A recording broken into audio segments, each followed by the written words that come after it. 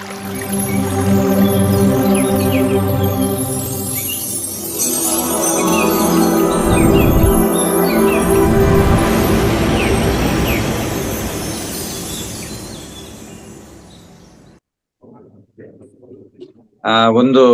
ಸುಂದರವಾದ ಕುಟುಂಬ. ಆ ಕುಟುಂಬದಲ್ಲಿ ಯಜಮಾನ ಒಂದು ಗಿಳಿಯನ್ನ ಸಾಕಿದ್ದ. ಆ ಗಿಳಿಗೆ ಚಿನ್ನದ ಪಂಜರವನ್ನ ಮಾಡಿ, ಆ ಚಿನ್ನದ ಪಂಜರದಲ್ಲಿ ಆ ಗಿಳಿಯನ್ನ ಇಟ್ಟು ಅದಕ್ಕೆ ಸಾಕಷ್ಟು ಒಳ್ಳೊಳ್ಳೆ ಆಹಾರಗಳು, ಹಣ್ಣು ಹಂಪಲುಗಳು, ಕಾಳು ಕಡ್ಡಿಗಳು ಎಲ್ಲವನ್ನ ಕೊಡ್ತಾ ಇದ್ದ. ತುಂಬಾ ಚೆನ್ನಾಗಿ ಮನೆ ಮಂದಿ ಎಲ್ಲ ಸಾಕ್ತಾ ಇದ್ರು, ನೋಡ್ಕೊಂಡು ಬಹಳ ಪ್ರೀತಿ ಮಾಡ್ತಾ ಇದ್ರು ಆ ಗಿಳಿಯನ್ನ ಚಿನ್ನದ ಪಂಜರದಲ್ಲಿ ಇಟ್ಟು. ಆ ಗಿಳಿಗೆ ಒಬ್ಬೊಬ್ರು ಒಂದೊಂದು ಹೆಸರು ಇಟ್ಕೊಂಡಿದ್ರು. ಆ ಕುಟುಂಬದ ಯಜಮಾನ ರಾಮ ಅಂತ ಕರೆದ್ರೆ, ಈ ಆತನ ಹೆಂಡತಿ, ಆ ಕುಟುಂಬದ ಯಜಮಾನನ ಹೆಂಡತಿ ಲಕ್ಷ್ಮಣ ಅಂತ ಕರೆಯೋಳು. ಒಬ್ಬ ಮಗ ಭರತ ಅಂತ ಹೆಸರಿಟ್ಟು ಕರೆಯೋನು, ಇನ್ನೊಬ್ಬ ಶತ್ರುಘ್ನ ಅಂತ ಕರೆಯೋನು. ಹೀಗೆ ಒಬ್ಬೊಬ್ರು ಒಂದೊಂದು ಹೆಸರಿನಿಂದ ಕರೀತಾ ಇದ್ರು. ಕರೆಯೋದ್ರ ಮೂಲಕ ಆ ಗಿಳಿಯನ್ನ ತುಂಬಾ ಚೆನ್ನಾಗಿ ಪ್ರೀತಿಯಿಂದ ಸಾಕೊಂಡು ಅದರ ಜೊತೆನಲ್ಲಿ ಆಟ ಪಾಠ ಆಡ್ಕೊಂಡು ಆ ಚಿನ್ನದ ಪಂಜರದಲ್ಲೇ ಇಟ್ಟಿದ್ರು. ಒಂದು ದಿನ ಏನಾಯ್ತು, ಅವರಿಗೆ ಯಾವುದೋ ಒಂದು ಮರವಿನಲ್ಲಿ ಆ ಪಕ್ಷಿಯ ಪಂಜರವನ್ನ ತೆರೆದ್ರು. ಪಕ್ಷಿ ಹಾರೋಗ್ಬಿಟ್ಟು ಆಚೆ ಕಡೆ ಒಂದು ಗಿಡದ ಮೇಲೆ ಕೂತ್ಕೊಳ್ತು. ಗಿಡದ ಮೇಲೆ ಕೂತ್ಕೊಂಡಾಗ ಒಬ್ಬೊಬ್ರು ಕರೆಯಕ್ ಶುರು ಮಾಡಿದ್ರು. ಎಲ್ರಿಗೂ ಗಾಬರಿ ಆಗೋಯ್ತು, ಅಯ್ಯೋ ಗಿಳಿ ಹೊಟ್ಟೈತಲ್ಲ ಆಚೆ ಕಡೆ ಅಂತೇಳಿ ಯಜಮಾನ ಬಂದ, ರಾಮ ಬಾರೋ ಅಂದ. ಬರ್ಲಿಲ್ಲ. ಆತನ ಹೆಂಡತಿ ಬಂದ್ಲು, ಲಕ್ಷ್ಮಣ ಬಾರೋ, ಯಾಕೋ ಹಿಂಗ್ ಹೊಟ್ಟೋದೆ, ಬಾರೋ ಬಾರೋ ಅಂತ ಕೂತ್ಕೊಂಡ್ಲು. ಆಗ್ಲೂ ಬರ್ಲಿಲ್ಲ. ಮಕ್ಕಳು ಬಂದ್ರು, ಭರತ ಬಾರೋ, ಶತ್ರುಘ್ನ ಬಾರೋ ಅಂತ ಹೇಳಿ ಒಬ್ಬೊಬ್ರು ಒಂದೊಂದು ಹೆಸರಿನಿಂದ ಕರೆದ್ರು. ಆ ಗಿಳಿ ಮಾತನಾಡುತ್ತೆ, ನೀವ್ ಹೇಳ್ತಾ ಇರೋ ರಾಮನೂ ನಾನಲ್ಲ, ಲಕ್ಷ್ಮಣನೂ ನಾನಲ್ಲ, ಭರತನೂ ನಾನಲ್ಲ, ಶತ್ರುಘ್ನನೂ ನಾನಲ್ಲ. ನಾನು ಗಿಳಿ. ಮತ್ತೆ ನಾನು ಬಂಧನದಲ್ಲಿರ್ಬೇಕಾದವನಲ್ಲ. ಆದ್ರಿಂದ ನನ್ನ ವಾಸ ವನದಲ್ಲಿ, ಕಾಡಿನಲ್ಲಿ ಸಿಕ್ಕದ ಹಣ್ಣುಗಳನ್ನ ತಿನ್ಕೊಂಡು ಆನಂದವಾಗಿ ನಾನು ಹಾರಾಡ್ಕೊಂಡು ಬೆಳಿಬೇಕಾಗಿರೋನು. ನಾನು ಬರ್ತೀನಿ ಅಂತ ಹೇಳ್ಬಿಟ್ಟು ಹಾರಿ ಹೊರಟೋಯ್ತು. ಪಾಪ ಇವ್ರಿಗೆಲ್ಲ ದುಃಖ ಆಯ್ತು. ಈ ಇದು ಕತೆ ಅಲ್ಲ, ಇದೊಂದು ಘಟನೆ. ಇದನ್ನ ನಾವು ನಮ್ಮ ಜೀವನಕ್ಕೆ ಅಳವಡಿಸ್ಕೊಳ್ಬೇಕು. ನನ್ನ ಹೆಂಡತಿ ನನ್ನನ್ನ ಗಂಡ ಅಂತ ಕರೆದ್ರೆ, ನನ್ನ ಮಕ್ಕಳು ಅಪ್ಪ ಅಂತ ಕರೀತಾರೆ. ನನ್ನ ತಂದೆ ತಾಯಿಗಳು ಮಗ ಅಂತಾರೆ, ಮೊಮ್ಮಕ್ಕಳು ತಾತ ಅಂತಾರೆ.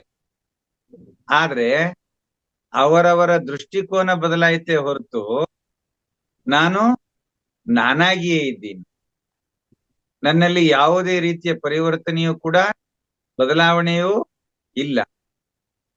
ಹಾಗಾದ್ರೆ ನಾನು ಯಾರು? ನನ್ನ ದೇಹವನ್ನ ನೋಡ್ಕೊಂಡವರು ಒಂದೊಂದು ಹೆಸರಿನಿಂದ ಕರೆದ್ರು, ಈ ದೇಹದ ಸಂಬಂಧದಿಂದ. ಆದ್ರೆ ನಾನು ದೇಹವಲ್ಲ, ಈ ದೇಹದಲ್ಲಿ ವಾಸ ಮಾಡ್ತಾ ಇರ್ತಕ್ಕಂತ ದೇಹಿ ನಾನು ಅನ್ಕೊಂಡಾಗ ನಾನು ಇದು ಯಾವುದಕ್ಕೂ ಒಳಗಾಗ್ಬೇಕಾದವನಲ್ಲ. ಇಲ್ಲಿ ದೇಹವೇ ನಾನಲ್ಲ ಅಂದ್ಮೇಲೆ ದೇಹಕ್ಕೆ ಸಂಬಂಧಪಟ್ಟ ಯಾರು ಕೂಡ ನನ್ನವರು ಅಲ್ಲ, ನನ್ನದು ಅಲ್ಲ. ಬೆಳಿಗ್ಗೆ ಕೂಡ ಇದೇ ವಿಚಾರವನ್ನ ನಾವು ಮಾತನಾಡಿದ್ವಿ. ಆದ್ರೆ ಒಂದು ದೃಷ್ಟಾಂತವನ್ನ ತೆಗೆದುಕೊಂಡೆ ಇವಾಗ ಅಷ್ಟೇ. ಆದ್ರಿಂದ ಎಷ್ಟು ಸಾಧ್ಯವೋ ಅಷ್ಟು ನಾವು ಈ ದೇಹವಲ್ಲ, ನಾವು ತಿಳಿದಿರ್ತಕ್ಕಂತಹ ವಿಚಾರಗಳಾಗ್ಲಿ, ನಾವು ಕಲ್ತಿರ್ತಕ್ಕಂಥ ವಿದ್ಯೆಗಳಾಗ್ಲಿ, ಇದ್ಯಾವುದು ನನ್ನದಲ್ಲ. ಯಾಕೆ ಅಂತ ಹೇಳಿದ್ರೆ ಇದೆಲ್ಲವನ್ನ ಕೂಡ ಈ ಭೂಮಿಯ ಮೇಲೆ ನಾವು ಹುಟ್ಟಿ ಬಂದ ಮೇಲೆ ಒಬ್ಬೊಬ್ಬರು ಒಂದೊಂದು ವಿಷಯವನ್ನ ಹೋದ್ರು, ಕೊಡೋದ್ರ ಮೂಲಕ ನಮ್ಮ ವ್ಯಕ್ತಿತ್ವವನ್ನ ಬೆಳೆಸಿದ್ರು. ಆ ವ್ಯಕ್ತಿತ್ವವನ್ನ ಬೆಳೆಸ್ಕೊಂಡು ನಾವು ಒಂದೊಂದು ಹುದ್ದೆಯಲ್ಲಿ ಇದ್ಕೊಂಡು ಒಂದೊಂದು ವೃತ್ತಿಯನ್ನ ಮಾಡಿಕೊಂಡು ಆ ವೃತ್ತಿಗೆ ಸಂಬಂಧಪಟ್ಟ ಹೆಸರನ್ನ ಇಟ್ಕೊಂಡು ನಾವು ಬದುಕ್ತಾ ಇದ್ದೀವಿ. ಆದ್ರೆ ಅದು ನಾನಲ್ಲ, ಈ ದೇಹವೂ ನಾನಲ್ಲ, ಆ ವೃತ್ತಿಗೆ ಸಂಬಂಧಪಟ್ಟವನು ನಾನಲ್ಲ. ಈ ರೀತಿಯ ಸದ್ವಿಚಾರಗಳನ್ನ ನಾವು ಮನನ ಮಾಡ್ತಾ ಹೋಗ್ಬೇಕು. ಮನನ ಮಾಡ್ತಾ ಹೋಗ್ತಾ ನಾನು, ನನ್ನಿಂದ, ನನಗಾಗಿ, ಈ ತರಹದ ಸ್ವಾರ್ಥ ಚಿಂತನೆಯನ್ನ ನಾವು ದೂರ ಮಾಡ್ತಾ ಹೋಗ್ಬೇಕು. ಜೊತೆಗೆ ಈ ಜಗತ್ತೆಲ್ಲವೂ ಬ್ರಹ್ಮಮಯವೇ, ಇರ್ತಕ್ಕಂಥದ್ದು ಬ್ರಹ್ಮದ ಒಂದೇ ಸತ್ಯ. ಈ ಜಗತ್ತು ಅಂದ್ರೆ ಈ ದೇಹವನ್ನ ಸೇರಿ ಇಲ್ಲಿ ಕಾಣ್ತಾ ಇರ್ತಕ್ಕಂಥ ದೃಶ್ಯ ರೂಪದಲ್ಲಿರ್ತಕ್ಕಂಥ ಎಲ್ಲವೂ ಕೂಡ ಮಿಥ್ಯ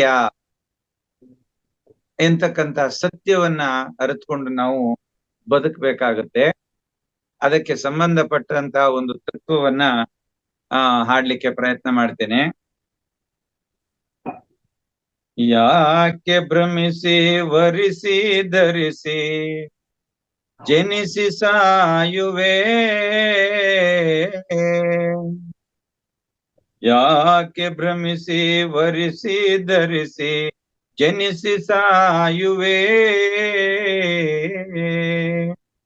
ಸಾಕು ಸದ್ಗುರುವ ಪಿಡಿಯೋ ಬ್ರಹ್ಮನಾಗುವೆ ನೀ, ಬ್ರಹ್ಮನಾಗುವೆ.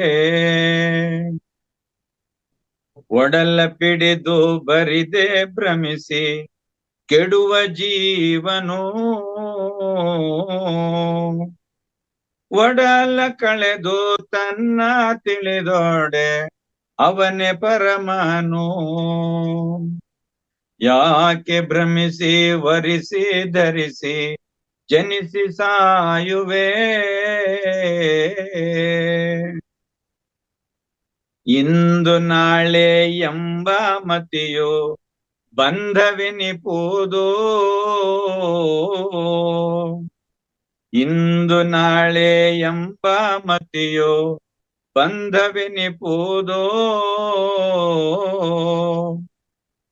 ಬೆಂದು ಪೋದ ನರ ಶರೀರ ಮುಂದೆ ಜನಿಸದು.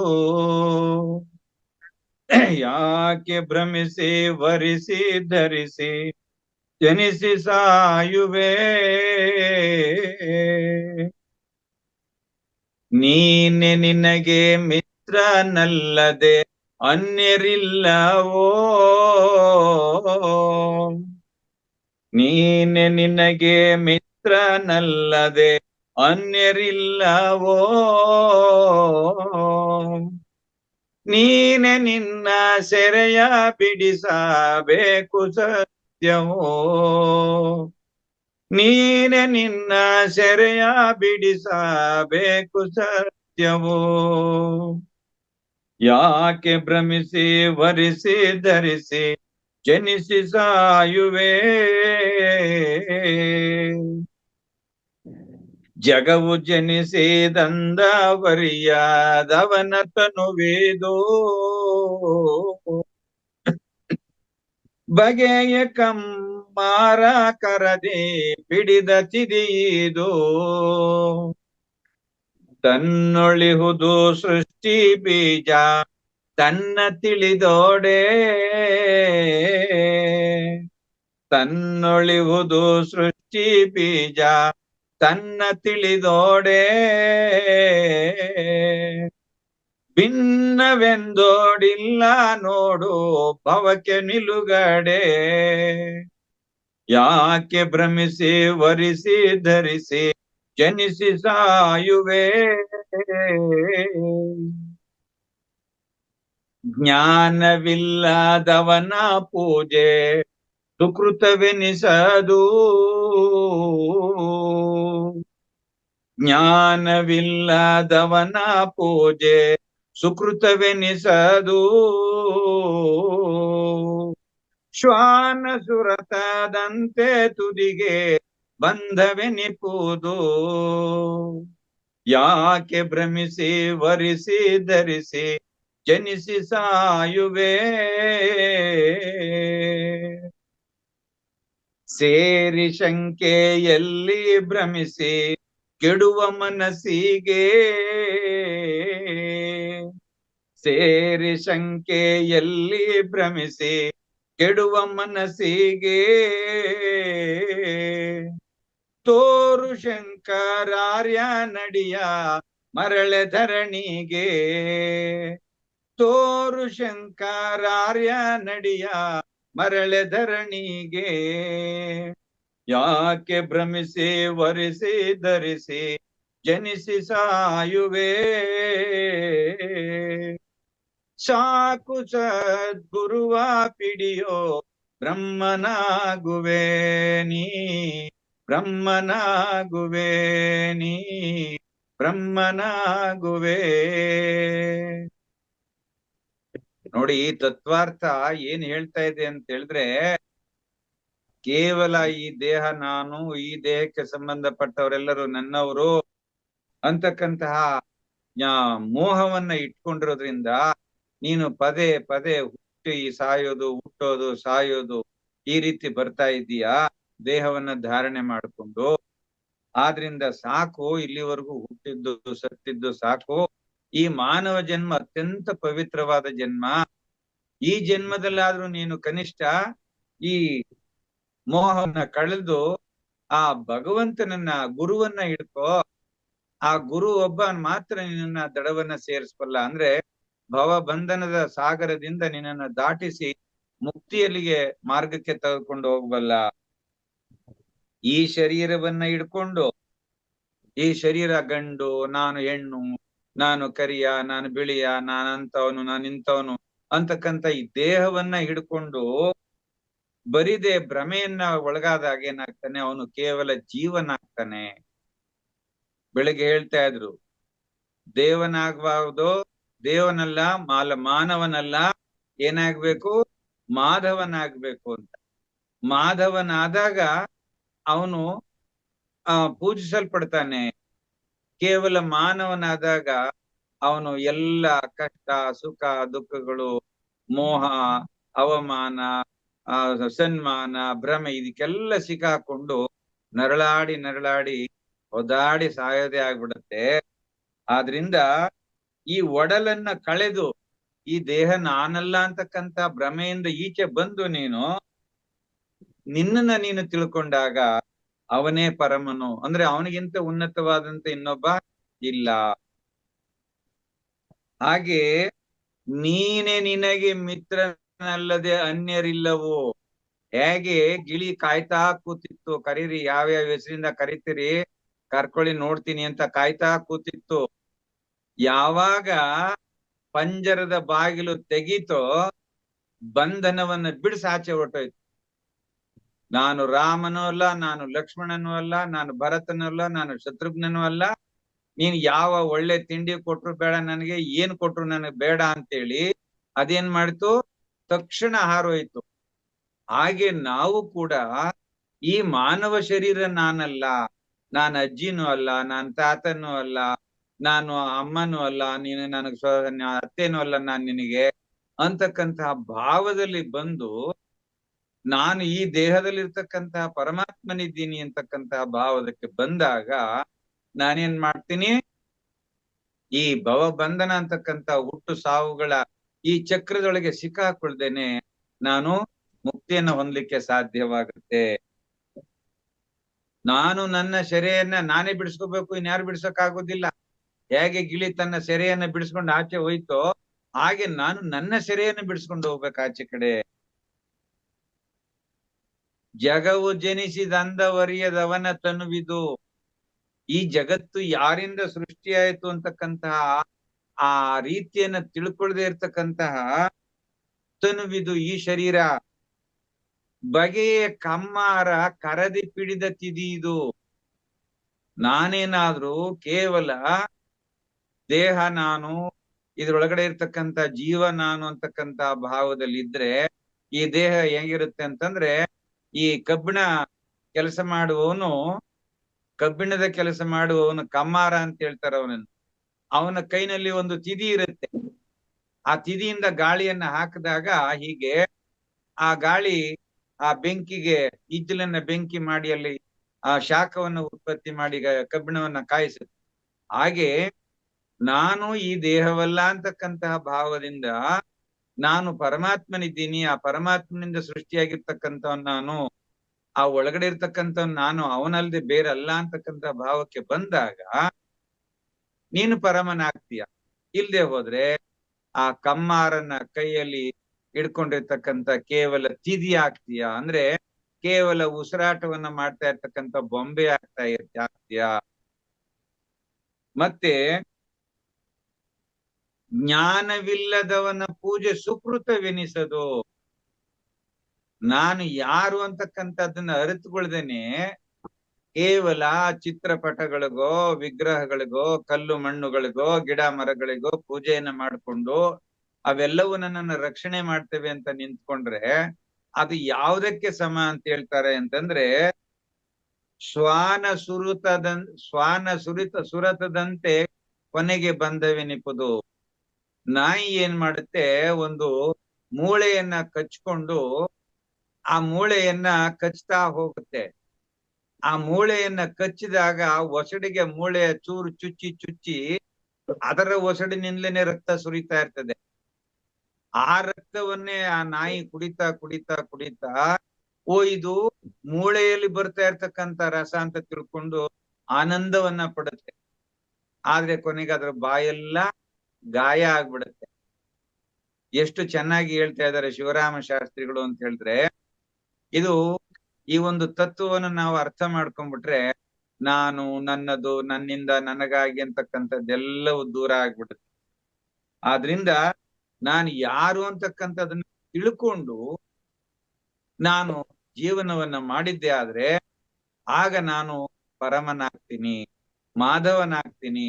ಇಲ್ಲ ಅಂತ ಹೇಳಿದ್ರೆ ನನ್ನ ಪೂಜೆ ಹೇಗಿರುತ್ತೆ ಅಂತ ಹೇಳಿದ್ರೆ ಶ್ವಾನ ಸುರತದಂತೆ, ನಾಯಿ ಹೇಗೆ ಮೂಳೆಯನ್ನ ಕಚ್ಕೊಂಡು ಆ ಮೂಳೆಯನ್ನ ಕಚ್ತಾ ಆ ಮೂಳೆ ಒಸಡಿಗೆ ಚುಚ್ಚಿ ಹೇಗೆ ರಕ್ತ ಹರಿಸ್ತಾ ಇದ್ರೆ ಆ ಮೂಳೆಯ ರಸ ಇದು ಅಂತ ತಿಳ್ಕೊಂಡು ಕುಡಿತಾ ಇರುತ್ತೋ, ತನ್ನ ರಕ್ತವನ್ನ ತಾನೇ ಕುಡಿತಾ ಹೋಗುತ್ತೋ, ಹಾಗೆ ನಮ್ಮ ಜೀವನ ಆಗ್ಬಿಡುತ್ತೆ.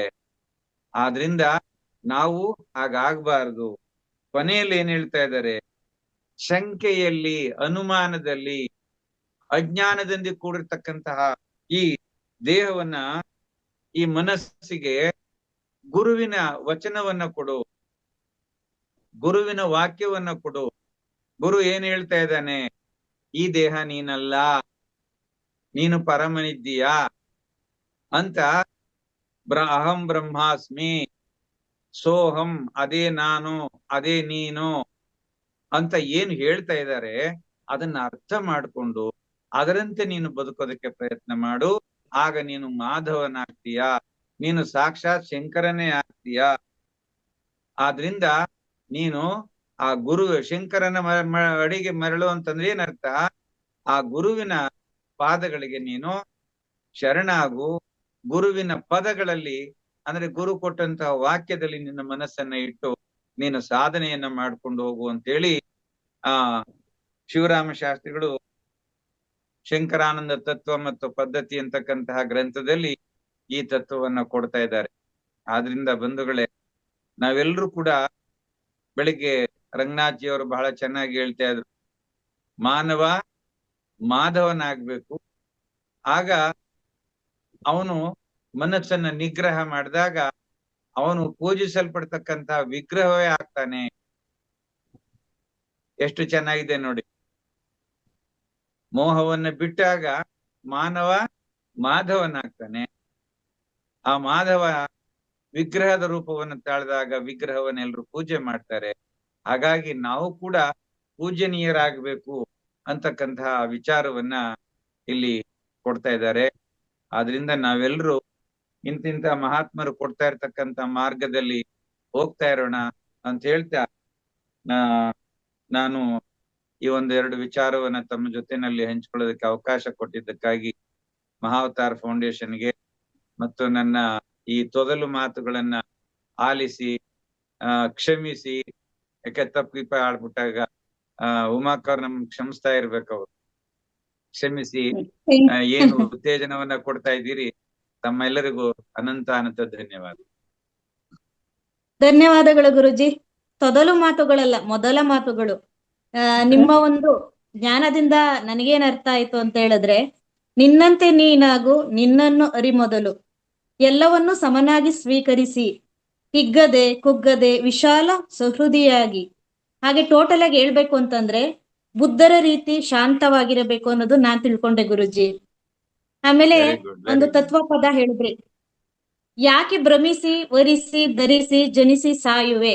ನಿಜಕ್ಕೂ ಗುರುಜಿ, ನೀವು ಇವತ್ತು ಹೇಳಿದ್ದಂತಹ ಪ್ರತಿಯೊಂದು ಮಾತು ಅಥವಾ ಪದಗಳಲ್ಲಿ, ತತ್ವ ಪದಗಳನ್ನು ನಾವು ಅರ್ಥ ಮಾಡ್ಕೊಂಡ್ಬಿಟ್ರೆ ನಿಜಕ್ಕೂ ಕೂಡ ಪರಿಪೂರ್ಣರಾಗಿ ಬಾಳೋದಕ್ಕೆ ಯಾವುದೇ ಒಂದು ಸಂಶಯವಿಲ್ಲ. ಹಾಗೆ ಮಾನವ ಮಾಧವನಾಗಿ ಬದುಕ್ಬೇಕು ಅಂತ ಹೇಳಿದ್ದು ನಿಜಕ್ಕೂ ಗುರುಜಿ. ಎಲ್ರೂ ಕೂಡ ಕೂತ್ಕೊಂಡು ಸಮಾಧಾನವಾಗಿ ನಿಮ್ಮ ಒಂದೊಂದು ಮಾತುಗಳನ್ನ ಕೇಳ್ಬೇಕು ಅಂತ ತುಂಬಾನೇ ಒಂದು ಕಾತರತೆ, ಆಸೆ ಅನ್ನೋದಿರುತ್ತೆ. ಹಾಗೆ ಗುರುಜಿ, ನಂದೊಂದು ಪ್ರಶ್ನೆ ಕೇಳ್ಬೋದಾ? ಕೇಳಿ ಕೇಳಿ. ಎಲ್ಲ ನಾನೇ ಮಾತಾಡ್ಬಿಡ್ತೀನಿ ಸಾರಿ ಗುರುಜಿ, ಯಾಕೆಂದ್ರೆ ಮಧ್ಯಾಹ್ನದ ಕ್ಲಾಸ್ ನಲ್ಲಿ ಇವತ್ತೇ ಜಾಯ್ನ್ ಆಗಿರೋದ್ ನಾನು. ಹಾಗಾಗಿ ಈಗ ಎಷ್ಟು ಈ ತರದ್ದು ಕೇಳ್ಕೊಂಡೇ ಇರ್ತೀವಿ, ಕೇಳ್ಕೊಂಡು ನಾವು ಮಾನವನಿಂದ ಮಾಧವನ ಆಗಿ ಬರ್ಬೇಕು ಅಂತಾನೆ ಇರ್ತೀವಿ. ಆದ್ರೆ ಏನೇ ಕೇಳ್ಕೊಳ್ತಿದ್ರು, ಏನೇ ಒಬ್ರಿಗೆ ಹೇಳ್ತಾ ಇದ್ರು, ನಾವೇ ಒಂದೊಂದ್ಸಲ ನೆಗೆಟಿವ್ ಆಗ್ತಾ ಇರ್ತೀವಿ. ಇದು ಯಾಕೆ ಗುರುಜಿ? ಇದು ಏನಕ್ಕಾಗುತ್ತೆ ಅನ್ನೋದು ನಿಮ್ಮಿಂದ ಉತ್ತರ ಸಿಗ್ಬೋದಾ ಗುರುಜಿ? ಅದೇ ನಮ್ಮಲ್ಲಿ ಏನು ಅಂತ ಹೇಳಿದ್ರೆ, ಇಲ್ಲಿ ವಿಶಾಲವಾದ ಮನೋಭಾವನೆ, ಮತ್ತೆ ನಾನು ಈ ದೇಹವಲ್ಲ, ಮತ್ತೆ ಈ ಮಾನ ಸನ್ಮಾನಗಳನ್ನೆಲ್ಲವನ್ನು ನಾವು ಸಮನಾಗಿ ಸ್ವೀಕಾರ ಮಾಡಿದಾಗ ಈ ನಾನು ಅಂತಕ್ಕಂಥದ್ದು ಬರೋದಿಲ್ಲ. ಯಾಕೆ ಅಂತ ಹೇಳಿದ್ರೆ, ಏನಾರು ಅವಮಾನ ಮಾಡಿದ್ರೆ ಈ ದೇಹಕ್ಕೆ ಹೊರತು ನನಗಲ್ವಲ್ಲ. ಹಾಗೆ ಮಾನ ಸನ್ಮಾನಗಳನ್ನು ಮಾಡೋದು ಕೂಡ ಈ ದೇಹಕ್ಕೆ ಹೊರತು ನನಗಲ್ಲ. ಹೀಗೆ ಈ ತರಹದ ವಿಶಾಲವಾದಂತಹ ಚಿಂತನೆಗಳನ್ನ ಮಾಡ್ಕೊಂಡು ಹೋದಾಗ ಅದ್ಯಾವುದು ಬರೋದಿಲ್ಲ. ಮತ್ತೆ ಜೊತೆಗೆ ನಮ್ಮ ಕರ್ಮದ ಹಿಂದಿನ ಜನ್ಮಾಂತರಗಳ ಕರ್ಮಗಳ ವಾಸನೆಗಳಿದಾವಲ್ಲ, ಅವು ಕೂಡ ಕೆಲವರಿಗೆ ಕರಗಿರೋದಿಲ್ಲ. ಹಾಗಾಗಿ ಮತ್ತೆ ಮತ್ತೆ ಅದು ಅಜ್ಞಾನಕ್ಕೆ ಎಳ್ಕೊಂಡು ನೋಡ್ತಾ ಇರ್ತದೆ. ನಾನ್ ಮೊನ್ನೆ ಹೇಳ್ತಾ ಇದ್ದೆ, ಸಂಗೀತ ಎಲ್ಲರನ್ನು ಆಕರ್ಷಣೆ ಮಾಡುತ್ತೆ, ಆದ್ರೆ ಕೆಲವ್ರನ್ನ ಮಾತ್ರ ಒಪ್ಕೊಳ್ಳುತ್ತೆ ಅಂತ. ಏನ್ ಹೇಳ್ತಾ ಇದ್ದೆ? ಸಂಗೀತ ಎಲ್ಲರನ್ನು ಆಕರ್ಷಣೆ ಮಾಡುತ್ತೆ, ಕೆಲವರನ್ನ ಮಾತ್ರ ಒಪ್ಕೊಳ್ಳುತ್ತೆ. ಅದಕ್ಕೆ ಕೆಲವರು ಮಾತ್ರ ಸಂಗೀತಗಾರರಾಗ್ತಾರೆ, ಎಲ್ರೂ ಸಂಗೀತಗಾರರಾಗೋದಿಲ್ಲ. ಆದ್ರೆ ಎಲ್ರೂ ಸಂಗೀತವನ್ನ ಕೇಳ್ಕೊಂಡು ಆನಂದವನ್ನ ಅನುಭವಿಸ್ತಾರೆ. ಹಾಗೆ ಈ ಅದ್ವೈತ ಆಗಿರ್ಬೋದು, ಆಧ್ಯಾತ್ಮ ಆಗಿರ್ಬೋದು, ಇದು ಕೂಡ ಎಲ್ಲರೂ ಕೇಳಿಸ್ಕೊಳ್ತಾರೆ. ಆದ್ರೆ ಆ ಹಿಂದಿನ ಜನ್ಮದ ಕೆಲವು ಕರ್ಮದ ವಾಸನೆಗಳು ಅದು ಅಳಿದೇ ಇರೋದ್ರಿಂದ, ಅವರಲ್ಲಿ ಇನ್ನೂ ಸ್ವಲ್ಪ ಆ ವಾಸನೆಗಳಿರೋದ್ರಿಂದ ಅವ್ರನ್ನ ಆ ಮಾರ್ಗಕ್ಕೆ ತಕೊಂಡು ಹೋಗೋದಿಲ್ಲ. ಮತ್ತೆ ಮತ್ತೆ ಸ್ವಲ್ಪ ಮೋಹಕ್ಕೆ ಒಳಗಾಗ್ತಾ ಹೋಗುತ್ತೆ. ಆದ್ರಿಂದ ನಾವು ಅದನ್ನೆಲ್ಲ ಇರ್ಲಿ ಬಿಡೋದು ಅವರ ಕರ್ಮ ಅಂತ ಹೇಳಿ ತಿಳ್ಕೊಂಡು ನಮ್ಮ ಸಾಧನೆಯನ್ನು ಮಾಡ್ಕೊಂಡು ನಮ್ಮಷ್ಟಕ್ಕೆ ನಾವು ಹೋಗ್ತಾ ಇರ್ಬೇಕು. ಓಕೆ ಗುರುಜಿ, ಧನ್ಯವಾದಗಳು ಗುರುಜಿ. ನನ್ನ ಪ್ರಶ್ನೆಗೆ ಉತ್ತರ ಸಿಕ್ತು ಗುರುಜಿ. ಥ್ಯಾಂಕ್ ಯು ಗುರುಜಿ. ನಮಸ್ತೆ. ಓಕೆ ಮಾಸ್ಟರ್ಸ್, ಸಮಯ ಇನ್ನು 8 ನಿಮಿಷ ಅವಕಾಶ ಇದೆ. ದಯವಿಟ್ಟು ಒಂದು 3-4 ಮಾಸ್ಟರ್ಸ್ ಇಂದ ಅನಿಸಿಕೆ, ಪ್ರಶ್ನೆಗಳು ಏನಾದರೂ ಇದ್ದಲ್ಲಿ ಗುರುಜಿ ಹತ್ರ ಮಾತಾಡ್ಬೋದು ಅಂತ ಹೇಳ್ತಾ, ವೇದವತಿ ಮೇಡಮ್ ಅಕ್ಕ ಅವ್ರ ಕೈ ಎತ್ತಿದ್ದಾರೆ, ವೇದವತಿ ಅಕ್ಕ ಅವ್ರ ಕೈ ಎತ್ತಿದ್ದಾರೆ. ಎಸ್ ಮೇಡಮ್, ವೇದವತಿ ಅಮ್ಮ. ಸರ್, ಮೊದಲನೇದಾಗಿ ನಿಮ್ಗೆ ಶುಭಾಶಯಗಳು, ಪ್ಲಸ್ ಮಹಾಭಾರತಿಗೂ ಶುಭಾಶಯಗಳು. ಯಾಕೆ ಅಂದ್ರೆ ನಿನ್ನೆ ನಿಮ್ಮನ್ನ ಟಿವಿಯಲ್ಲಿ ನೋಡಿ ತುಂಬಾ ಖುಷಿ ಆಯ್ತು.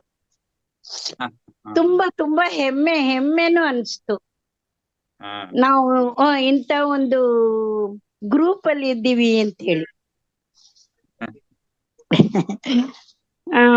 ಮತ್ತೆ ನಿಮ್ ಕತೆ ತುಂಬಾ ಸ್ವಾರಸ್ಯಕರವಾಗಿರ್ತದೆ ಗುರುಗ. ಕಲಿಬೇಕು, ತುಂಬಾ ಇದೆ ಕಲಿಯೋದಕ್ಕೆ ಒಂದು ಏನ್ ಹೇಳೋದು, ಎಂಡೇ ಇಲ್ಲ, ಅದಕ್ಕೊಂದು ಕೊನೆಯೇ ಇಲ್ಲ. ನಾವೆಲ್ಲ ನಿರಂತರ ವಿದ್ಯಾರ್ಥಿಗಳು. ಹ್ಞೂ ಸರ್, ಈ ದೇಹದ ಜೊತೆಲಿ ಇರೋ ತನಕ ನಾವೆಲ್ಲ ನಿರಂತರವಾದ ವಿದ್ಯಾರ್ಥಿಗಳು. ಈಗ ಸ್ಕೂಲ್ಗೆ ಹೋಗ್ತಾ ಇರೋರು ಕಿರಿಯ ವಿದ್ಯಾರ್ಥಿಗಳು, ನಾವು ಸ್ವಲ್ಪ ಹಿರಿಯ ವಿದ್ಯಾರ್ಥಿಗಳು ಅಷ್ಟೇ. ಕಲಿಕೆ ಎಂಡ್ಲೆಸ್ ಅದು. ಹೌದೌದೌದು. ಎಷ್ಟು ಎಷ್ಟು ಎಷ್ಟು ತಿಳ್ಕೊಂಡ್ರು ಕಡಿಮೆನೆ. ಒಂದು ಹೌದು. ತಿಳ್ಕೊಳಕ್ ಹೋದಾಗ ಇನ್ನೊಂದ್ ಬರುತ್ತೆ, ಅದು ತಿಳ್ಕೊಳಕ್ ಹೋದಾಗ ಇನ್ನೊಂದ್ ಬರುತ್ತೆ. ಹಾಗೆ ಹಾ ತುಂಬಾ ಚೆನ್ನಾಗಿತ್ತು ಗುರುಗಳೇ. Thank you thank you. Thank you ನಿಮ್ಗೂ. Madam Vedavathi madam, thank you ನಿಮ್ಗೆ. Most welcome. ಮಾಸ್ಟರ್ಸ್, ಇನ್ನು 3 ಮಾಸ್ಟರ್ಸ್ಗೆ ಅವಕಾಶ ಇದೆ, ಹ್ಯಾಂಡ್ ರೈಸ್ ಮಾಡಿ. ಉಮಾ ಮೇಡಮ್, ಉಮಾಕ್ ಅವ್ರ ಕೈ ಎತ್ತಿದ್ದಾರೆ ನೋಡಿ, ಹ್ಯಾಂಡ್ ರೈಸ್ ಮಾಡಿದ್ದಾರೆ. ನಮಸ್ತೆ, ನಮಸ್ಕಾರ ಗುರುಗಳಿಗೆ. ನಿನ್ನೆ ನಮಸ್ಕಾರ ಹೇಳಿ. ನಾನು ದತ್ತ ಮಂದಿರಕ್ಕೆ ಹೋಗಿದ್ದೆ. ನಿನ್ನೆ ಅಲ್ಲಿ ಬಹಳಷ್ಟು ಜನರು ಹೇಳಿದ್ರು, ನಿಮ್ಮ ಧ್ಯಾನೋತ್ಸವ ಮಹಾವತಾರ್ ಫೌಂಡೇಶನ್ ನಲ್ಲಿ ಎಲ್ಲಾ ನಿಮ್ ಗುರುಗಳೆಲ್ಲ ನಿಮ್ಮ ಸಹೋದ್ಯೋಗಿಗಳು, ನಿಮ್ ಸಹೋದರಿಯರೆಲ್ಲ ಮಾತಾಡ್ತಾ ಇದ್ದಾರ ಅಂತ ಹೇಳಿದ್ರು. ನನಗ್ ಬಹಳ ಖುಷಿ ಆಯ್ತು, ಬಹಳಷ್ಟು ಸಂತೋಷ ಆಯ್ತು ಕೇಳಿ ನೋಡಿ. ಬಹಳಷ್ಟು ಸಂತೋಷ. ನಿಮ್ಮ ನಾಗರಾಜ್ ಗುರುಜಿ ಅಂತ ಹೇಳ್ತಿರಲ್ಲ, ಅವ್ರು ಬಂದಿದಾರ ನೋಡ್ರಿ ಅಂತ ನನಗ್ ತೋರ್ಸಿದ್ರು ನಿನ್ನೆ. ಅದ್ ನೋಡಿ ನಂಗೆ ಬಹಳಷ್ಟು ಸಂತೋಷ ಆಯ್ತು. ಇವತ್ತು ತಾವು ಗಿಳಿ ಪಂಜರದ ಕತೆ ಹೇಳಿದ್ರೆ, ಅದು ಕೂಡ ತುಂಬಾ ಅದ್ಭುತ. ಅದು ನಮ್ಮ ಜೀವನಕ್ಕ ಅನ್ವಯಿಸ್ತದ, ನಮ್ ಜೀವನಕ್ಕೆ ಅನ್ವಯಿಸ್ತದ ಗುರುಜಿ ಅದು. ಹೌದು, ಬಹಳಷ್ಟು ಸಂತೋಷ. ಆಮೇಲೆ ಯಾವ್ದೋ ಒಂದ್ ಹೇಳ್ಬೇಕಾದ್ರೂ ಕೂಡಾನು ನೀವು ಒಂದು ಹಾಡಿನ ರೂಪದಲ್ಲಿ ಹೇಳ್ತೀರಿ, ಅದ್ ಕೇಳಿಕ್ಕೆ ನವಿಲಿನಂತೆ ತಲೆ ದೂಗಿಸ್ಕೊಳ್ತಾ ಕೂತಿರ್ತೀನಿ ನಾನಂತೂ. ಅಷ್ಟ್ ಚೆನ್ನಾಗಿರತ್ತ ನಿಜವಾಗ್ಲು. ಆಮೇಲೆ ನಾನು ಬೆಳಿಗ್ಗೆ ಕೇಳಿದಂತಹ ಪ್ರಶ್ನೆ ಸ್ವಲ್ಪ ಅಲ್ಲೋಲ ಆಯ್ತು ನನಗೆ. ಕ್ರಿಯೇಟಿವ್ ಅಲ್ಲೋಲ ಕಲ್ಲೋಲ ಯಾಕೆ ಮಾಡ್ಕತ್ತೀರಿ ನೀವು ಈ ವಯಸ್ಸಲ್ಲಿ? ಅದು ಕ್ರಿಯೇಟಿನ್ ಶಬ್ದ, ಕ್ರಿಯೇಟಿನ್ ಅಂತ ಶಬ್ದ.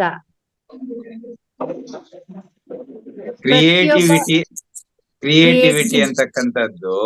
ಹೇಳಿ. ಅದು ಶಬ್ದ ಕ್ರಿಯೇಟಿನ್ ಅಂತ. ಪ್ರತಿಯೊಬ್ಬ ಮಾನವನ ದೇಹದಲ್ಲಿ ಅದು ಒಂಥರದ್ದು ನರಗಳ ಜೊತೆಗೆ ಇರತ್ತೆ. ಅದು ಏನು ಅಂತ ನನ್ಗೆ ಗೊತ್ತಾಗ್ಬೇಕಾಗಿತ್ತು, ಅದು ಸರಿಯಾಗಿ ಗೊತ್ತಾಗ್ಲಿಲ್ಲ. ಅದಕ್ಕೆ ಅದನ್ನ ಏನೊಂದ್ ಕೇಳಿಕ್ ಹೋಗಿ ಏನೋ ಒಂದ್ ಶಬ್ದ ಬಂದ್ಬಿಡ್ತದು ನನ್ಗೆ. ಅದು ಆಮೇಲೆ ಫ್ಲಾಶ್ ಆಗ್ಬಿಡ್ತದು, ಅಯ್ಯೋ ನಾನು ಈ ತರ ಕೇಳ್ಬಿಟ್ನಲ್ಲ ಗುರುಗಳಿಗಂತ. ನನಗೆ ನನ್ನಷ್ಟಕ್ ನಾನೇ ಪಡ್ಕೊಂಡಂಗ ಆಗ್ತದ.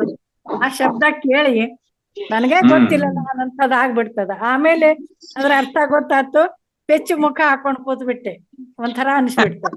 ಆಮೇಲೆ ನಿಮ್ಗೆ ಅದನ್ನು ಆ ಶಬ್ದ ನಿಮ್ಗೆ ಮೆಸೇಜ್ ಮಾಡಿ ತಿಳಿಸಿದೆ. ಹೌದೌದು, ನೋಡ್ದೆ. ಹೌದು. ಅದಕ್ಕೆ ಯಾವ ಮುದ್ರೆ ಮಾಡ್ಬೋದು, ಅಕ್ಯುಪೇಶರ್ ಏನ್ರಿ ಇದೇನ್ ಅದಕ್ಕೆ? ಇಲ್ಲೇ ವೈದ್ಯರಿದ್ದಾರೆ ನೋಡಿ ನಮ್ ಜೊತೆನಲ್ಲಿ, ಡಾಕ್ಟರ್ ಯಶೋಧ ಅವರು. ಹೇಳಿ ಅವ್ರನ್ನ. ನಾವೇನ್ ಹುಡ್ಕಾಡುವಂಗಿಲ್ಲ ಈಗ. ನಮಸ್ತೆ ಮೇಡಮ್. ನಮಸ್ತೆ ಉಮಾ ಕುಲಕರ್ಣಿ ಮೇಡಮ್. ನಮಸ್ತೆ sir, Nagaraj sir. Uma Kulkarni madam. ನಮಸ್ತೆ ಮೇಡಮ್. ನನ್ಗೇನಿಲ್ಲ ಮೇಡಮ್, ಒಂದ್ ಶಬ್ದ, ಅದು ಕ್ರಿಯೇಟಿವಿಟಿ. ಕ್ರಿಯೇಟಿವಿಟಿ ಅಲ್ಲ, ಕ್ರಿಯೇಟಿನ್. ಅದು ಪ್ರತಿಯೊಬ್ಬ ಮಾನವನ ದೇಹದಲ್ಲಿ ಇರುತ್ತಾ ಇದು? ಕ್ರಿಯೇಟಿವಿಟಿ ಅಂತ ಹೇಳ್ತಾ ಇದ್ದೀರಾ, ಕ್ರಿಯಾಟಿನ್ ಅಂತ ಹೇಳ್ತಾ ಇದ್ದೀರಾ? ಮೇಡಮ್, ಕ್ರಿಯಾಟಿನ್ ಎಲ್ಲಾರ ಹತ್ರನೂ ಇರುತ್ತೆ, ಎಲ್ಲಾ ಮಾನವ ದೇಹದಲ್ಲೂ ಇರುತ್ತೆ. ಯಾಕಿರುತ್ತೆ ಮೇಡಮ್ ಅದು ಏನ್ ಕಾರಣ ಬರುತ್ತೆ? ಕಾರಣ ಅಂತಂದ್ರೆ ಅದು ಫಿಸಿಯೋಲಾಜಿಕಲ್ ಚೇಂಜಸ್ ಆಗ್ತಾ ಇರುತ್ತೆ. ಮತ್ತೆ ಅದು ಉತ್ಪತ್ತಿ ಆದ್ರೇನೆ ನಮ್ಗೆ ದೇಹ ಸಮಸ್ಥಿತಿಲಿ ಇರುತ್ತೆ. ಸೊ ಎಲ್ಲ ಬ್ಯಾಲೆನ್ಸ್ ಸ್ಟೇಟ್ ಅಲ್ಲಿ ಇರ್ಬೇಕಲ್ವಾ, ಹಂಗಾಗಿ ಇರುತ್ತೆ ಇದು. ಅದು ಇದ್ರೆ ಒಳ್ಳೇದಾ ಕೆಟ್ಟದಾ? ಹೌದು, ಒಳ್ಳೇದು. ಎಲ್ಲ ನಾರ್ಮಲ್ ರೇಂಜ್ ಅಲ್ಲಿ ಇರ್ಬೇಕಷ್ಟೇನೆ. Normal range. ಅದೇ ನನ್ಗದು ಗೊತ್ತಾಗಬೇಕಾಗಿತ್ತು, ಹೆಚ್ಚಾಗಬಾರ್ದು. ಅದು ಹೆಚ್ಚಾಗಿದ್ರೆ ಶುಗರ್ ಆಗ್ಲಿ, BP ಆಗ್ಲಿ, ಥೈರಾಯ್ಡ್ ಆಗ್ಲಿ, ಈ ಸಮಸ್ಯೆ ಉಲ್ಬಣ ಆಗತ್ತೆ ಅಂತ ವಿಷಯ ಗೊತ್ತಾಗಿತ್ತು. ಆದ್ರೂ ಕೇಳೋಣ ಅಂತ ಅದಕ್ಕೆ ನಾನು ಕೇಳಿದ್ದೆ. ಅದು ಏನೋ ಒಂದ್ ಶಬ್ದ ಕೇಳಿಕ್ ಹೋಗಿ ಇನ್ನೊಂದ್ ಶಬ್ದ ಆಯ್ತು. ಅದ್ ಹೇಳ್ತಾರಲ್ಲ, ಒಂದು ಶಬ್ದಕ್ಕೆ 10 ಅರ್ಥಗಳು ದೊರೆಯುತ್ತೆ ಅಂತ ಹೇಳ್ತಾರಲ್ಲ, ಅದೇನ್ ಸುಳ್ಳು? ಹೌದೌದೌದೌದು. ಒಂದು ಶಬ್ದಕ್ಕೆ ಆಶ್ಚರ್ಯ ಆಯ್ತು. ನನಗೆ ತುಂಬಾ ಆಶ್ಚರ್ಯ ಆಯ್ತು. ಯಾಕಂದ್ರೆ ಆ ಕ್ರಿಯೇಟಿವಿಟಿ ಅನ್ನೋ ಪದವೇ ನೀವು. ಯಾಕೆಂದ್ರೆ ತಪ್ಪಾಗಿ ಪ್ರತಿಯೊಬ್ಬ ಶಿಕ್ಷಕರು ಕೂಡ ಹೌದು ಸಾಕಷ್ಟು ಈ ಕ್ರಿಯೇಟಿವಿಟಿಯನ್ನ ರೂಪಿಸ್ಕೊಂಡೇನೆ ಅವರು ಕ್ಲಾಸ್ ರೂಮ್ ನಲ್ಲಿ ಪಾಠ ಮಾಡೋಕ್ ಸಾಧ್ಯ ಆಗೋದು. ಹೌದು, ಜೀವನ ಸಾಗಿಸ್ಲಿಕ್ಕೆ ಆದ್ರಿಂದ ಉಮಾ ಕುಲಕರ್ಣಿ ಅಂತಂದ್ರೆ ಅವರು ಕ್ರಿಯೇಟಿವಿಟಿಯ ಸಾಕಾರ ರೂಪ. ಅವ್ರು ಇದೇ ನಿಂಗೆ ಕೇಳ್ತಾವ್ರಲ್ಲಪ್ಪ, ಆಂಧ್ರದವರು ತೆಲುಗು ಭಾಷೆಯವ್ರನ್ನ ಕೇಳ್ತಾರಲ್ಲ. ನಾನೇ ಬಡ್ಕೊಂಡಂಗ ಅದ ಒಂದು ಶಬ್ದ ಕೆಲವೊಮ್ಮೆ ಆಗುತ್ತೆ, ಅದಕ್ಕೆ ಯಾಕೆ ಗಿಲ್ಟ್ ಫೀಲ್ ಮಾಡ್ತೀರಾ? ಇಲ್ಲ, ಅಷ್ಟೇ. ಗಿಲ್ಟ್ ಮಾಡ್ಕೋಬಾರ್ದು, ಕಲಿಯುವ ಟೈಮಲ್ಲಿ ಗಿಲ್ಟ್ ಫೀಲ್ ಅದು ಸ್ವಲ್ಪ ಆಮೇಲೆ ನನಗ್ ಒಂಥರ ಆಗ್ಬಿಡ್ತದ.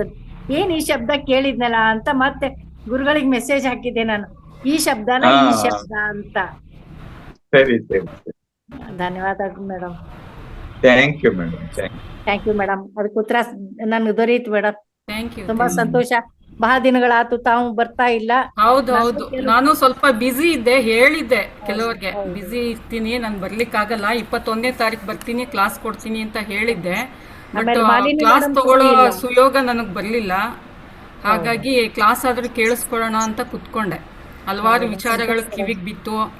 ನಮಗೂ ಕೆಲವೊಂದು ವಿಷಯಗಳು, ಹೊಸ ಹೊಸ ವಿಷಯಗಳು ತಿಳ್ಕೋಬೇಕು ಅಲ್ವಾ? ನಾವು ಅಪ್ಡೇಟ್ ಆಗ್ತಾ ಇರ್ಬೇಕು. ಹೊಸಬ್ರು ಮಾತಾಡ್ತಾ ಇದ್ದೀರಾ, ತುಂಬಾ ಹಲವಾರು ವಿಷಯಗಳನ್ನ ತಿಳಿಸ್ಕೊಡ್ತಾ ಇದ್ದೀರಾ. ತುಂಬಾ ಸಂತೋಷ ಆಗುತ್ತೆ ಎಲ್ಲಾರ್ನು ನೋಡಿ. ಆಗಲ್ಲ ಮೇಡಮ್, ಹೌದು, ಎಲ್ಲಾ ಗೊತ್ತಿದೆ ಅಂತ ಹೇಳಿಕ್ ಆಗಲ್ಲ. ಇಲ್ಲ ನಮ್ಗೆ ಲಾಸ್ಟ್ ಬ್ರೆತ್ ವರ್ಗೂ ಹೇಳಕ್ ಆಗಲ್ಲ, ಎಲ್ಲ ಗೊತ್ತಿದೆ ಅಂತ ಹೇಳಲಿಕ್ ಆಗಲ್ಲ. ಈಗ ಅನುಭವ ಪಡ್ಕೊಳ್ಳೋದು, ಗೊತ್ತಿಲ್ಲದೆ ಇರೋದನ್ನ ಪಡಿಯೋಕೆ ಮುಂದಿನ ಜನ್ಮ ತಗೊಂಡ್ ಬರ್ತೀವಿ. ಜನ್ಮಾಂತರದ ಅನುಬಂಧ ನಮ್ದು, ನಮ್ಮ ಚಿಕ್ಕ ಮಗುವಿನಿಂದ ಹಿಡ್ಕೊಂಡು ದೊಡ್ಡವ್ರವರೆಗೂ ನಾವ್ ವಿಷಯಗಳನ್ನ ತಿಳಿತೀವಿ, ತಿಳಿಸ್ಕೊಡ್ತೀವಿ. ಈಗ ಗುರುಗಳು ಅಂತ ವಿಷಯಕ್ಕೆ ಬಂದಾಗ ನೀವು ಮಾತಾಡಿದ್ರಿ, ಸರ್ ಮಾತಾಡಿದ್ರು, ನಾಗರಾಜ್ ಸರ್, ಗುರುವಿನ ಗುಲಾಮನಾಗುವ ತನಕ ದೊರೆಯದಣ್ಣ ಮುಕ್ತಿ ಅಂತ ಅಲ್ವಾ? ನಾವು ಅಂಧಕಾರದಲ್ಲಿ ಹೋಗ್ತಾ ಇರ್ತೀವಿ, ನಮ್ಮಲ್ಲಿ ತಾಮಸಿಕ ಗುಣ ಜಾಸ್ತಿ ಆಗ್ಬಿಟ್ಟಿದೆ.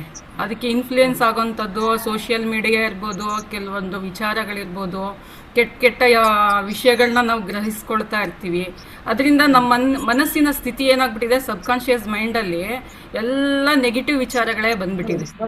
ಹೌದು, ಅದು ಹರಿಷಡ್ ವರ್ಗಗಳೇನಿದೆ, ಕಾಮ, ಕ್ರೋಧ, ಮೋಹ, ಲೋಭ, ಮದ, ಮಾತ್ಸರ್ಯ ಕಡಿಮೆ ಇರಬೇಕು, ಜಾಸ್ತಿ ಇರಬಾರ್ದು.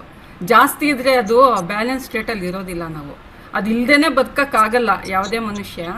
ಸೊ ಹಾಗಾಗಿ ನಮ್ಮ ಸಬ್ಕಾನ್ಶಿಯಸ್ ಮೈಂಡ್ನ ನಾವು ಅಪ್ಡೇಟ್ ಮಾಡಬೇಕು, ರೀಪ್ರೋಗ್ರಾಮ್ ಮಾಡಬೇಕು.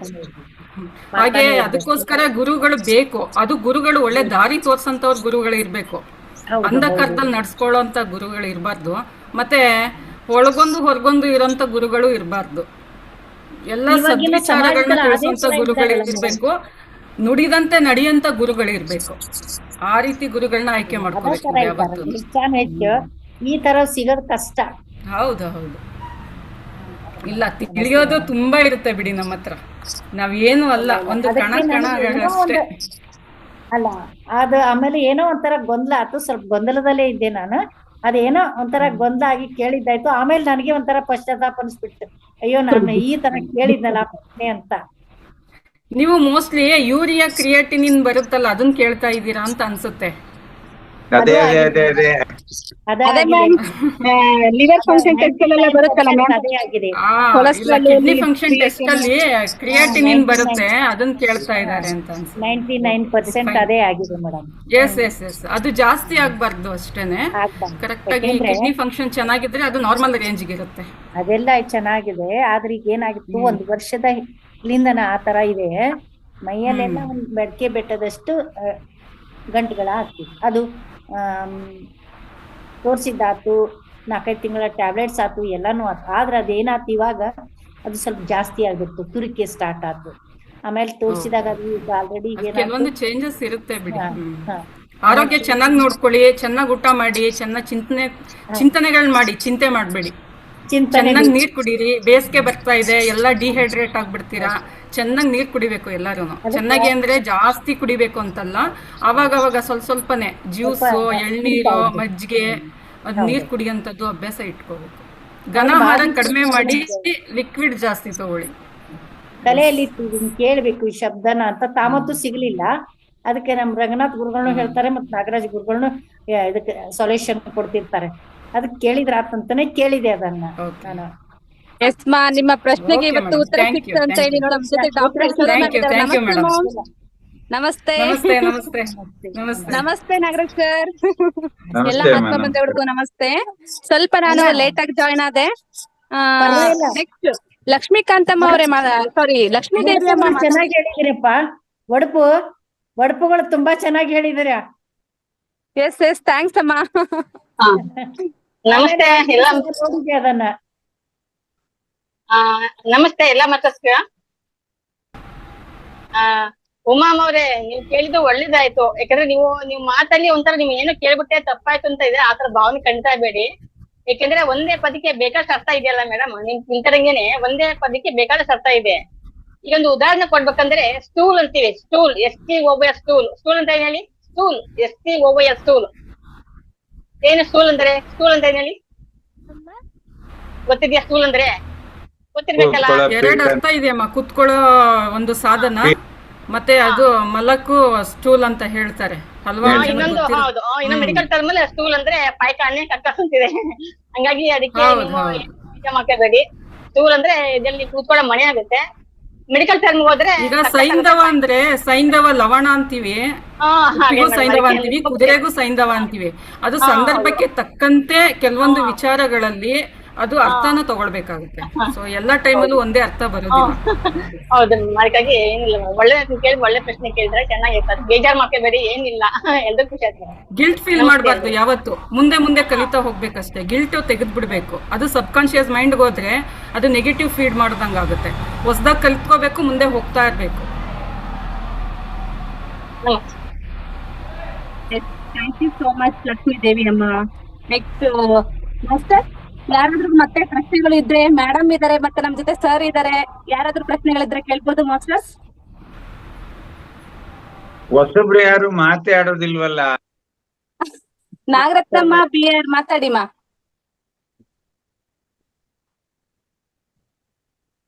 ನಮಸ್ತೆ ಮೇಡಮ್. ನಮಸ್ತೆ. ನಾನು ಇವತ್ತು ಸ್ವಲ್ಪ ಮೊಬೈಲ್ ಅಲ್ಲಿ ಚಾರ್ಜರ್ ಇದೆ, ಪೂರ್ತಿ ಕ್ಲಾಸ್ ಕೇಳಕ್ಕಾಗಿಲ್ಲ. ನನ್ಗೆ ಇವತ್ತು ಅವರು ಕೆರಾಟಿನ್ ಅದೇನೋ ಕೇಳ್ತಾ ಇದ್ರಲ್ವಾ, ಅದ್ರ ಬಗ್ಗೆ ನಾನು ಸ್ವಲ್ಪ ಕೇಳಿಸ್ಕೊಂಡೆ, ಆಮೇಲೆ ಆನ್ ಮಾಡಿದ್ಮೇಲೆ ಸ್ವಲ್ಪ ಅರ್ಥ ಆಯ್ತು, ಬೇರೆ ಏನು ಅರ್ಥ ಆಗಿಲ್ಲ. ಬಟ್ ನನ್ ಮಗಳಿಗೆ ಬೆಳಗ್ಗೆಯಿಂದ ಒಂದ್ ಸ್ವಲ್ಪ ಡಾಕ್ಟರ್ ಯಶೋಧ ಅವ್ರಿಗೆ ನನ್ನ ಕ್ವಶನ್ ಹೇಳಿ ಮ್ಯಾಮ್. ಮಾತಾಡಿ. ವಾಯ್ಸ್ ಕ್ಲಾರಿಟಿ ಇಲ್ಲ, ವಾಯ್ಸ್ ಕ್ಲಿಯರ್ ಆಗಿ ಕೇಳಿಸ್ತಾ ಇಲ್ಲ. ಜೋರಾಗಿ ಕೆಲಸ ಮಾಡಿ, ಆಮೇಲೆ ಮೇಡಮ್ಗೆ ಡೈರೆಕ್ಟ್ ಆಗಿ ಫೋನ್ ಮಾಡಿ. ಈ ಇದರಲ್ಲಿ ಝೂಮ್ ಅಲ್ಲಿ ಕೆಲವು ಸತಿ ನೆಟ್ವರ್ಕ್ ಸರಿ ಇಲ್ಲದಾಗ ಸರಿಯಾಗಿ ಕೇಳಿಸಲ್ಲ. ಅವ್ರಿಗೆ ಪರ್ಸನಲ್ ಪ್ರಾಬ್ಲಮ್ ಇದ್ರೆ ನನಗೆ ಮೆಸೇಜ್ ಮಾಡಿ, ಇಲ್ಲ ಕಾಲ್ ಮಾಡಿ ಮಾ. ಪರ್ಸನಲ್ ಎಲ್ಲ ಇಲ್ಲಿ ಬೇಡ. ಮತ್ತೆ ಫೋನ್ ನಂಬರ್ಸ್ ಎಲ್ಲ ಇಲ್ಲಿ ಕೊಡಬೇಡಿ ದಯವಿಟ್ಟು. ಇದು ರೆಕಾರ್ಡೆಡ್ ವಿಡಿಯೋ ಯೂಟ್ಯೂಬ್ ಅಲ್ಲೆಲ್ಲ ಅಪ್ಲೋಡ್ ಆಗುತ್ತೆ. ಅದು ಕೆಲವೊಮ್ಮೆ ಮಿಸ್ಯೂಸು ಆಗ್ಬೋದು. ಚಾಟ್ ಬಾಕ್ಸ್ ಅಲ್ಲಿ ಹಾಕೊಳ್ಳಿ ಮೊಬೈಲ್ ನಂಬರ್ಸ್. ಯಾರು ಪಬ್ಲಿಕ್ ಅಲ್ಲಿ ಕೇಳಬೇಡಿ, ಯಾರದೇ ಮೊಬೈಲ್ ನಂಬರು ಕೇಳಬೇಡಿ, ಯಾರು ಹೇಳಕ್ ಹೋಗ್ಬೇಡಿ. ಎಲ್ಲಾ ಟೈಮಲ್ಲೂ ಎಲ್ಲಾ ಸಂದರ್ಭದಲ್ಲೂ ಎಲ್ಲರೂ ಒಳ್ಳೆಯವರಾಗಿರಲ್ಲ. ನಮ್ಮ ಎಚ್ಚರಿಕೆನಲ್ಲಿ ನಾವಿರ್ಬೇಕಾಗತ್ತೆ. ಸ್ಪಿರಿಚುಯಾಲಿಟಿ ಬಂದ ತಕ್ಷಣ ಎಲ್ಲ ಒಳ್ಳೇದೇ ಆಗುತ್ತೆ ಅಂತ ಹೇಳಕ್ಕಾಗಲ್ಲ. ಪರೀಕ್ಷೆಗಳು ಜಾಸ್ತಿ ಇರುತ್ತೆ, ಆಯ್ತಾ? ಕೆಲವೊಂದು ಮಿಸ್ಯೂಸು ಆಗಬಹುದು. ಸ್ವಲ್ಪ ಎಚ್ಚರಿಕೆಯಿಂದ ನೀವು ನಡ್ಕೋಬೇಕಾಗತ್ತೆ ಇಂಥ ವಿಷಯಗಳು ಹೇಳ್ಕೊಳ್ಳೋ ವಿಚಾರಗಳಲ್ಲಿ, ಫಿಸಿಕಲ್ ಪ್ರಾಬ್ಲಮ್ಸ್ ಹೇಳ್ಕೊಳ್ಳೋ ವಿಚಾರದಲ್ಲಿ, ಫೋನ್ ನಂಬರ್ ಕೊಡೋ ವಿಚಾರದಲ್ಲಿ ಸ್ವಲ್ಪ ಹುಷಾರಾಗಿರಿ. ಥ್ಯಾಂಕ್ ಯು ಸೋ ಮಚ್ ಮಾ. ಯಾರಾದ್ರೂ ಹೊಸಬ್ರು ಮಾತಾಡ್ಬೋದಾ ಮಾಸ್ಟರ್ಸ್? ನಮ್ ಜೊತೆ ಮೇಡಮ್ ಇದಾರೆ, ಸರ್ ಇದಾರೆ. ಇವತ್ತು ಸಮಗ್ರ ಜೀವನ ಶೈಲಿಯಲ್ಲಿ 3 ಮಾಸ್ಟರ್ಸ್ ನಮಗೆ ಜ್ಞಾನವನ್ನು ಹಂಚಿದ್ದಾರೆ.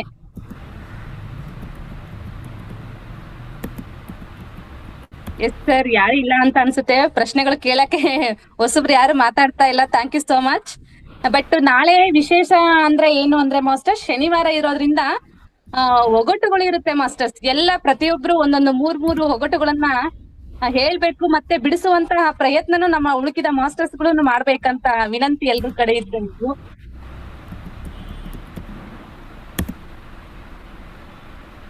ಗುರುಜಿ, ಇದ್ರ ಬಗ್ಗೆ ಏನಾದ್ರು ಮಾಹಿತಿ ಇದೆ ಗುರುಜಿ? ಏನ್ ಹೇಳಿ? ಒಗಟುಗಳು ಅಂತ ಹೇಳಿ ಗುರುಜಿ. ಹಾ, ನಡೆಸಿ ತುಂಬಾ ಒಳ್ಳೇದು. ನಾನಿರಲ್ಲ, ಓಕೆ ಗುರುಜಿ. ನಾನ್ ಬರಕ್ಕಲ್ಲ. ನಾನು ಅಲ್ಲಿ ಮಾವತಾರ್ ಫೌಂಡೇಶನ್ ಅಲ್ಲಿ ಇರ್ತೀನಿ ನಾಳೆ. ಓಕೆ, ಈಗ ಆಲ್ಮೋಸ್ಟ್ ಈಗ 24 ಮಾಸ್ಟರ್ಸ್ ಇದಾರೆ. ನಾಳೆ ಇನ್ನು ವಿಶೇಷ ಸಂಚಿಕೆ ಇರೋದ್ರಿಂದ ಮತ್ತೆ ಹೆಚ್ಚಿನ ಜನಗಳು ಭಾಗಿಯಾಗ್ಬೇಕು ಇದರಲ್ಲಿ. ಪ್ರತಿಯೊಬ್ಬ ಮಾಸ್ಟರ್ಸ್ನು ತಮ್ಮಲ್ಲಿರುವಂತ ಜ್ಞಾನವನ್ನು ಹೊರಹಾಕ್ಲಿಕ್ಕೆ ಒಳ್ಳೆ ವೇದಿಕೆ ಇದು. ಹಾಗಾಗಿ ಎಲ್ಲಾ ಮಾಸ್ಟರ್ಸ್ನು ಮೂರ್ನ ಒಗಟುಗಳನ್ನ ಕೇಳೋದಾಗಿರ್ಬೋದು, ಇನ್ನು ಉಳಿದ ಮಾಸ್ಟರ್ಸ್ ಬಿಡಿಸುವಂತ ಪ್ರಯತ್ನವನ್ನು ಮಾಡ್ಬೇಕಂತ ರಿಕ್ವೆಸ್ಟ್ ಮಾಡ್ಕೊಳ್ತಾ ಇದ್ದೀನಿ ಮಾಸ್ಟರ್ಸ್ ಎಲ್ರಿಗೂನು. ಸರಿ ಮಾಡಿ ಒಳ್ಳೇದಾಯ್ತು. Okay, thank you masters. ಸಮಯ ಆಗಿದೆ ಆಲ್ರೆಡಿ. ಯಾರ್ದು ಪ್ರಶ್ನೆ ಇಲ್ಲ ಅಂದ್ರೆ ಸಂಪನ್ನಗೊಳಿಸೋಣ ಮಾಸ್ಟರ್ಸ್? ಸಂಪನ್ನಗೊಳಿಸಿ. ಯಾಕಂದ್ರೆ ಮತ್ತೆ ತಿರ್ಗಿ ಇನ್ 1 hour ಬಿಟ್ಟು ಮತ್ತೆ ನಾವು ಜಾಯಿನ್ ಆಗ್ಬೇಕು. ಮೀಟಿಂಗ್ ಇದೆ. ಯಶೋದಾ ಮ್ಯಾಮ್, ತುಂಬಾ thank you so much. Thank you madam ನ ಪ್ರಶ್ನೆಗೆ ನೀವು ಚೆನ್ನಾಗಿ ಉತ್ತರವನ್ನು ಕೊಡ್ತೀರಾ. ತುಂಬಾ ದಿನದ ನಂತರ ನಿಮ್ಮನ್ನ ನೋಡಿದ್ದು ತುಂಬಾ ಖುಷಿ ಆಯ್ತು ಇವತ್ತು ನಮಗೆ. Thank you so much ma'am. ಎಲ್ಲರನ್ನು ನೋಡಿ ನನಗೂ ಖುಷಿ ಆಯ್ತು ಮ್ಯಾಮ್. ಮತ್ತೆ ಮುಂದಿನ ದಿನಗಳಲ್ಲಿ ನಿಮ್ದು ನಮಗೆ ಕಾರ್ಯಕ್ರಮ ಕೊಡ್ಬೇಕು ಮ್ಯಾಮ್ ನೀವು. ನಾನು ಇವತ್ತು ಕೊಡವಳಿದ್ದೆ, ಮಿಸ್ ಮಾಡಿದ್ರು. ನಾನು ಇವತ್ತು ಡೇಟ್ ಕೊಟ್ಟಿದ್ದೆ, ಮಿಸ್ ಅದಕ್ಕೆ ಅಂತಾನೆ ಬಂದೆ. ಅಟ್ಲೀಸ್ಟ್ ಕ್ಲಾಸ್ ಆದ್ರೂ ಕೇಳಿಸ್ಕೊಳ್ಳೋಣ, ಯಾರ್ಯಾರು ಮಾತಾಡ್ತಾರೆ, ಯಾರ್ಯಾರು ಜ್ಞಾನ ಹಂಚಿಕೆ ನೀಡ್ತಾರೆ. ಯಾಕೆಂದ್ರೆ ನಮಗೂ ಕಲಿಯೋದಿರುತ್ತಲ್ಲ. ತುಳಸಿ ಬಗ್ಗೆ ತುಂಬಾ ಚೆನ್ನಾಗಿ ಹೇಳಿದ್ರು ಸುಜಾತ ಸಿ ಕಲ್ಲೂರ್ಕರ್ ಮೇಡಮ್. ಅವ್ರಿಗೊಂದು ಚಪ್ಪಾಳೆ. ಅವ್ರು ಎಷ್ಟು ಕಷ್ಟಪಟ್ಟು ವಿಷಯ ಸಂಗ್ರಹ ಮಾಡಿ ಚೆನ್ನಾಗಿ ಹೇಳಿದ್ರು. ವಿಳೆದೆಲೆನ ಬಗ್ಗೆ ತುಂಬಾ ಚೆನ್ನಾಗಿ ಮಾಹಿತಿ ಕೊಟ್ರು ಸುಜಾತಾ ಮೇಡಮ್. ಆದ್ರೆ ಮಾತೃಭಾಷೆ ಕನ್ನಡ ಆಗದೆ ಇರಬಹುದು, ಆದ್ರೆ ಅದ್ಭುತವಾದ ಒಂದು ಪ್ರಯತ್ನವನ್ನು ಮಾಡಿದ್ದಾರೆ ಅವರು. Thank you so much ma'am. ಅದೇ ರೀತಿ ಉಮಾ ಮೇಡಮ್ ಸಹ ಚೆನ್ನಾಗಿ ಹೇಳಿದ್ರು ಕತೆನ. ನಮ್ ನಾಗರಾಜ್ ಗುರುಗಳು ನನಗೆ ಯಾವಾಗ್ಲೂ ಅದೇ ಮೊದ್ಲೆಲ್ಲ ಬರ್ತಾ ಇದ್ದೆ. ಇವಾಗ ಸ್ವಲ್ಪ ಶೆಡ್ಯೂಲ್ ಚೇಂಜ್ ಆಗ್ಬಿಟ್ಟಿದೆ, ಹಾಗಾಗಿ ಪ್ರತಿ ದಿವಸ ಬರಕ್ಕಾಗಲ್ಲ. ಬಟ್ ಅದು ಮಿಸ್ ಮಾಡ್ಕೊಳ್ತಾ ಇದ್ದೀನಿ. ಎಲ್ಲಾರನ್ನೂ ನೋಡ್ತಾ ಇದ್ದೆ, ಎಲ್ಲರ ಜೊತೆ ಕಮ್ಯುನಿಕೇಟ್ ಮಾಡ್ತಾ ಇದ್ದೆ. ನಂಗೆ ತುಂಬಾ ಖುಷಿ ಕೊಟ್ಟಂತ ಒಂದು ವೇದಿಕೆ ಇದು. ನನ್ನಲ್ಲಿ ಸಾಕಷ್ಟು ಬದಲಾವಣೆ ತಂತು.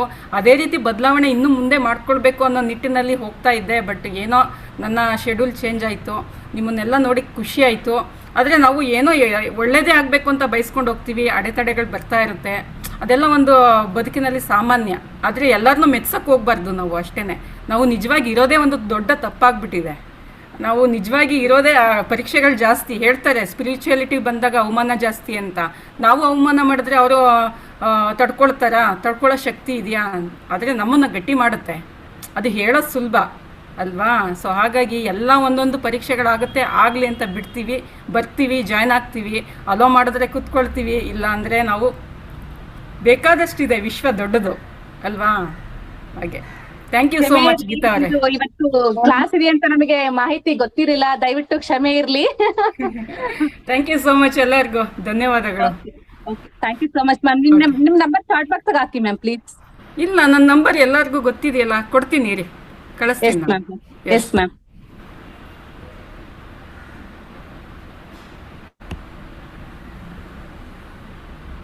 ಆಧ್ಯಾತ್ಮಿಕ ದಾರಿಯಲ್ಲಿ ಅತಿ ಸೂಕ್ಷ್ಮವಾದ ವಿಚಾರಗಳನ್ನು ಸಹ ನಮ್ ಜೊತೆ ಶೇರ್ ಮಾಡ್ಕೊಂಡಿರಾ.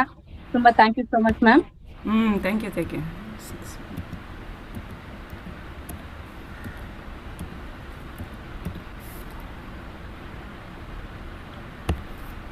ಹಾಕಿದ್ದೀನಿ. Yes ma'am.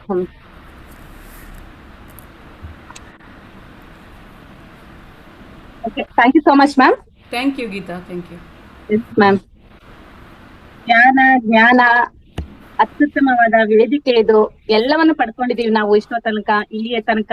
ಸಮಯ ಈಗದು 5 ಗಂಟೆ 11 ನಿಮಿಷಗಳ ಕಾಲ ಆಗಿದೆ. ನಿಮ್ಗೆಲ್ಲರಿಗೂ ಶಾಂತ ರೀತಿಯಿಂದ ಕುಳಿತುಕೊಂಡು ಎಲ್ಲವನ್ನು ಕೇಳಿಸ್ಕೊಂಡಿದ್ದೀರಾ. ನಿಮ್ಗೆಲ್ಲರಿಗೂ ಅನಂತ ಧನ್ಯವಾದಗಳು masters. Thank you so much. ಎಲ್ಲರೂ ಭಾಗಿಯಾಗಿರೋದಕ್ಕೆ ಮತ್ತೊಮ್ಮೆ ಮಗದೊಮ್ಮೆಗೆ ಧನ್ಯವಾದಗಳು masters. Thank you so much.